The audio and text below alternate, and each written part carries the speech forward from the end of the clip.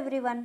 Ancient history revision సిరీస్లో భాగంగా first question, archaeological survey of ఇండియాగా ఎవరిని పేర్కొంటారు? Answer Alexander Cunningham. Second question, ప్రాచీన శిలాయుగమునకు సంబంధించిన తొలి ప్రదేశమును ఎవరు ఎప్పుడు ఎక్కడ కనుగొన్నారు? ఆన్సర్ రాబర్ట్ బ్రూస్ ఫుట్ 1863లో తమిళనాడులోని పలవరం దగ్గర కనుగొన్నాడు.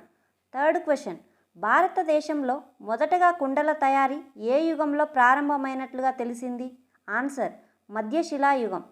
ఫోర్త్ క్వశ్చన్, ప్రపంచంలో మొట్టమొదటిసారిగా వరి పండించిన ప్రజలు ఎవరు?